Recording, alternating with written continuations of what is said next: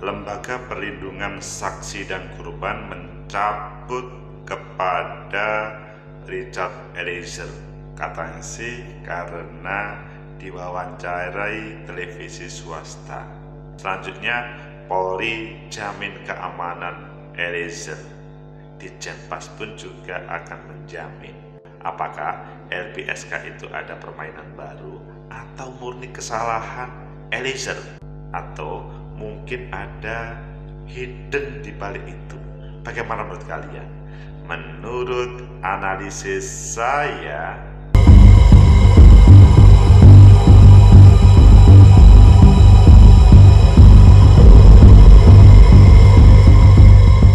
Assalamualaikum warahmatullahi wabarakatuh. Salam sejahtera untuk kita semua. Tegakkan kebenaran lawan ketidakadilan. Richard Eliezer 1,5 tahun. Namun LPSK, Lembaga Perlindungan Saksi dan Konsumen, marah. Kemarahannya ditampilkan dengan dia sudah tidak memberikan jaminan keamanan LPSK. Ayo kita baca di beberapa media, mengapa kok sampai itu terjadi? Apakah ada hidden, ada yang tersembunyi, atau memang murni kesalahan? Selanjutnya, apakah Richard Eliezer akan aman-aman saja atau memang dalam suasana terancam? Pertama kita baca di Kompas. Polri jamin perlindungan Richard Eliezer setelah LPSK mundur. Oh, Polri sebetulnya lebih aman mana? Dijamin keamanannya oleh kepolisian Polri atau LPSK? Ini kok langsung ditangkap oleh kepolisian. Kepolisian Republik Indonesia tetap memberikan perlindungan kepada Richard Eliezer atau Baradae sebagai warga binaan di Rutan Bareskrim Polri Cabang Salimba. Dari penyidikan awal, penuntutan sampai dengan persidangan sudah diamankan oleh Polri. Oh, ini LPSK mendengar atau tersinggung atau tidak? Kemudian kita geser lagi di Kompas juga. Sesalkan langkah LPSK cabut perlindungan, pengacara seharusnya tak sampai korbankan Eliezer. Oh, ini kok korbankan? Apa maksudnya ini? Sampai tak korbankan Eliezer. Ini yang disampaikan oleh koordinator tim penasihat hukum Richard Eliezer, Budihang Lumiu atau Baradae, Roni Talapesi menilai, maksudnya penasihat hukumnya Baradae, Roni Talapesi menilai dicabutnya perlindungan dari Lembaga Perlindungan Saksi dan Korban terhadap kliennya terjadi lantaran masalah di pimpinan lembaga tersebut. Oh, bukan karena wawancara TV, tapi karena ada problem pimpinan. Perlindungan dari LPSK terhadap Richard Eliezer diberikan lantaran Richard menjadi narasumber acara di Kompas TV. Menurut pihak LPSK, tidak ada izin yang disampaikan pihak media itu terkait wawancara tersebut. Ini tersinggung, atau ya seharusnya yang menyampaikan ke media itu LPSK, atau ini nanti kita. Kemudian kita lihat di Detik, LPSK cabut perlindungan Eliezer. Apa penyebabnya? Kalau itu tadi kan sepintas, tapi the hidden apa? Pengacara E, ini di Detik lagi, pengacara E, ada pihak LPSK saat wawancara acara TV. Oh, ini ada dari pihak LPSK katanya. Kemudian yang lain adalah di Tempo, pakar hukum nilai keputusan LPSK cabut perlindungan Richard Eliezer berlebihan. Oh, ngeri-ngeri memang kalau kita lihat judulnya. Kemudian yang di CNN Indonesia, tak lagi dilindungi LPSK, Eliezer dapat perlindungan di Jenpas. Ayo kalian pilih yang mana? Oke, kita pilih yang terakhir saja. Tak lagi dilindungi LPSK, Eliezer dapat perlindungan di Jenpas. meskipun tadi juga dari televisi. Narapidana kasus pembunuhan terhadap Brigadir J, Richard Eliezer, Baradae akan tetap mendapatkan perlindungan khusus dari Direktorat Jenderal Pemasyarakatan, Kementerian Hukum dan HAM lantaran statusnya sebagai Justice Collaborator. Hal itu dikatakan merespon pencabutan perlindungan Eliezer oleh LPSK buntut wawancara bersama Kompas TV. Pasti mendapatkan perlindungan khusus. Perlindungan kepada warga binaan, kepada semua warga binaan adalah keharusan. Keharusan itu yang pasti tentu pasti ada perlindungan, kata Koordinator Humas dan Protokol Ditjen Pas.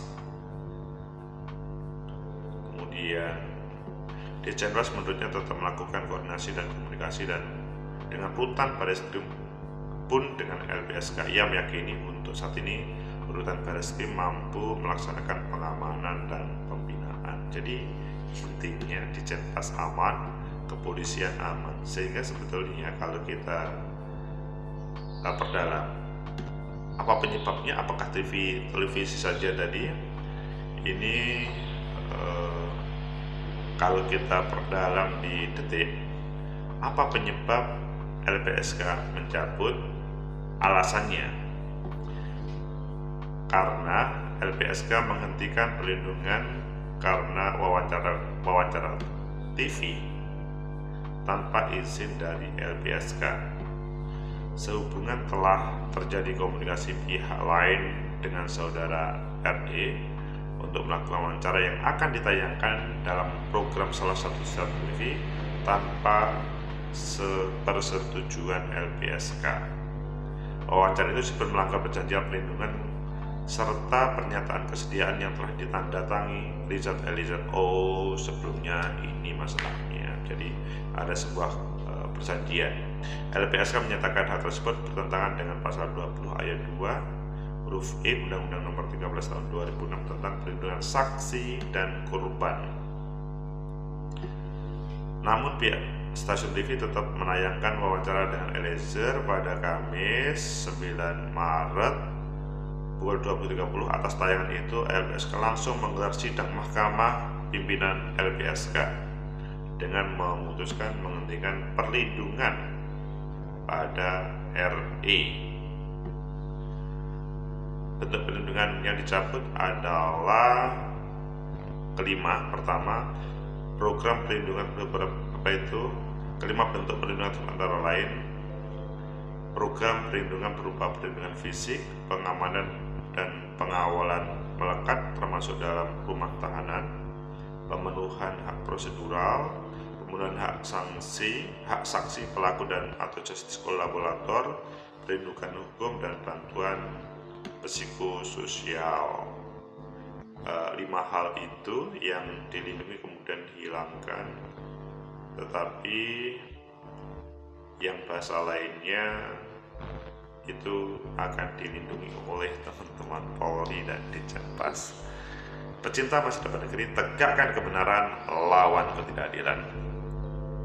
Bagaimana menurut kalian? Apakah kalian setuju dengan keputusan dari LPSK atau ada yang lain? Menurut analisis saya, pertama, bahwa teman-teman LPSK itu menjalankan sebuah keputusan, menurut saya ya sih serius, bahwa ada sebuah komitmen antara Baradae, Richard Eliezer dengan LPSK, Lembaga Perlindungan Saksi dan Korban, terkait dengan tayangan televisi.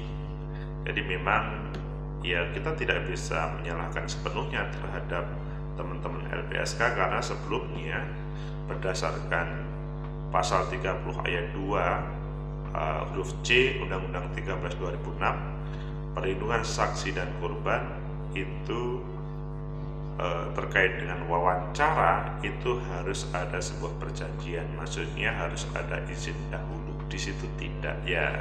Kalau menurut saya ini semacam tersindir atau merasa ini kok seenaknya ya. Tapi ini perlu dicari solusi ya. kalau menurut saya sih ini adalah perspektif LPSK.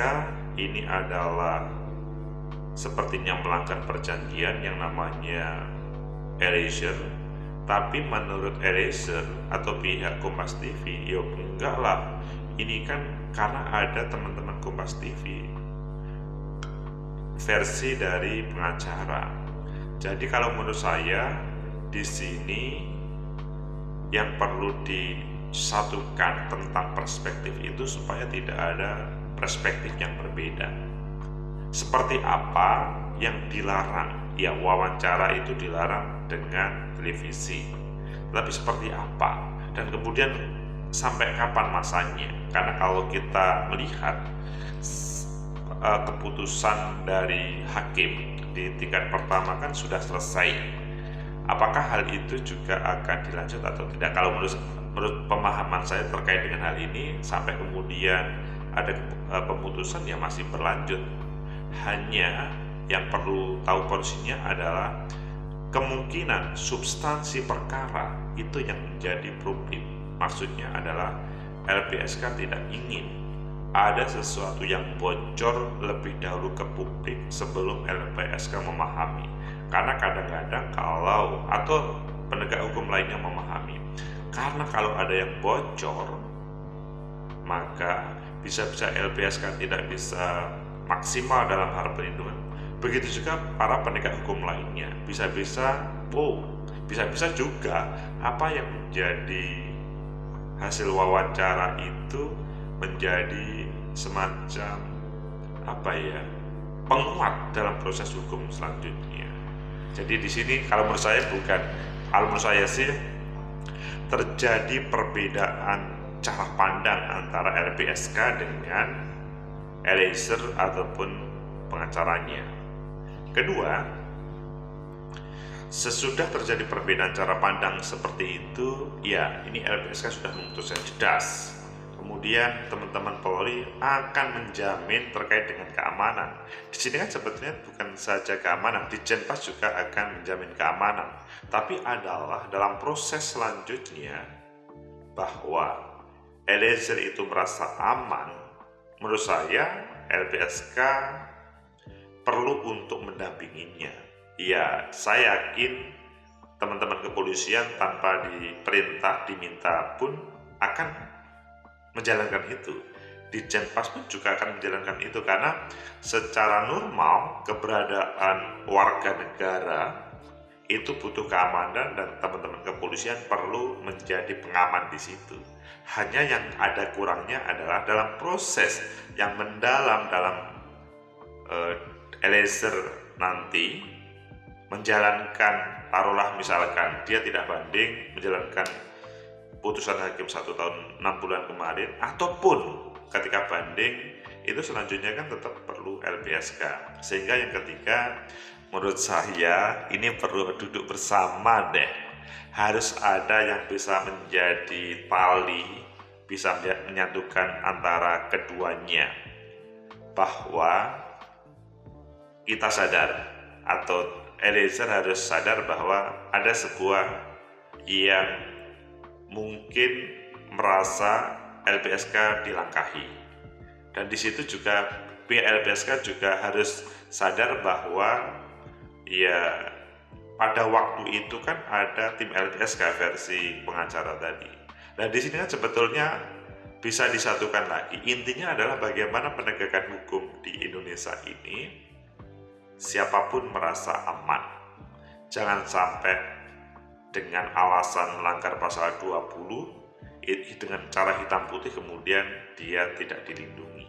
Substansinya adalah justice collaborator seperti Eliezer ini perlu dimantapkan, perlu dikawal supaya dia tidak ketakutan dalam proses selanjutnya. Dan juga bisa ditiru oleh misalkan orang yang mencari hukum, mencari kebenaran melawan seperti Ferdy Sambo, atasannya yang membahayakan. Semoga LPSK bisa menurunkan tensinya.